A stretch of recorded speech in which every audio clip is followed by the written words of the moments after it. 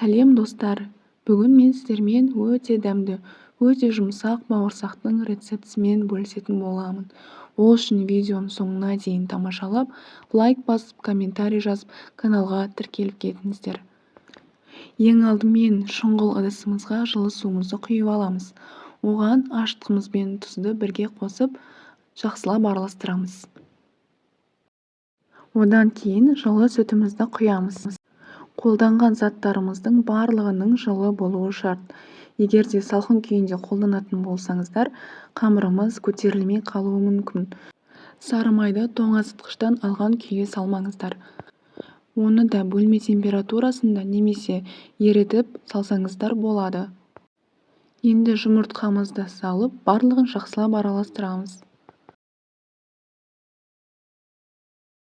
Ұнды шетінен шамалап салып отырамыз.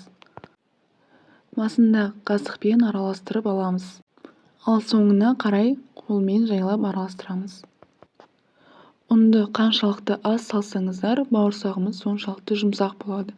Ал егер көп салатын болсаңыздар, бауырсағымыз қатты, тығыз болып қалады.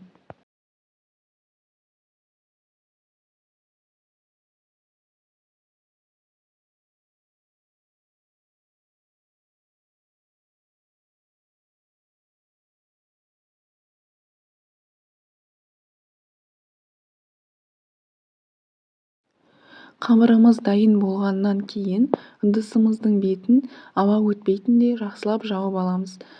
1,5-2 сағатқа жылы жерге қоямыз. Қамырымыз өте жақсы болып көтеріліпті. Оны бір рет қайырып қоямыз.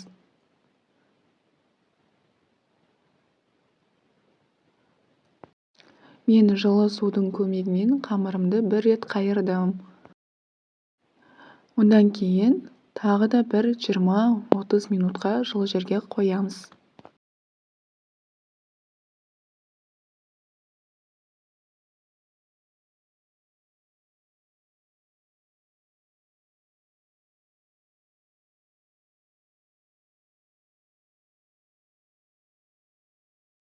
Қамырымыз дайын болғаннан кейін тегіс жерге ұнымызды сеуіп, дайын болған қамырымызды төгеміз.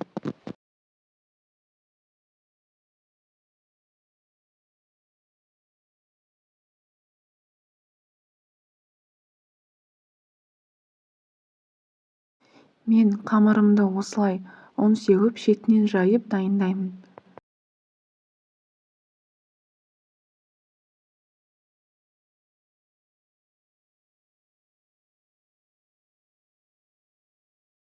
Басы дөңгелек ыдыспен бауырсақтарымызды кесіп аламыз.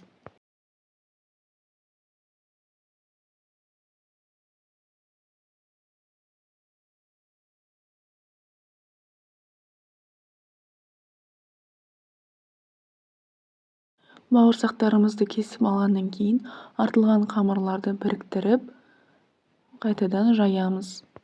Сол кезде қамырымыз ысырап болмайды.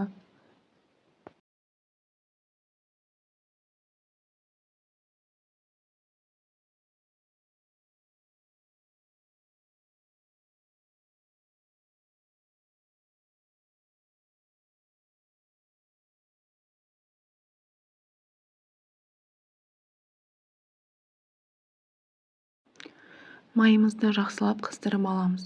Бауырсақтарымыздың екі беті қызарғанша пісіріп аламыз.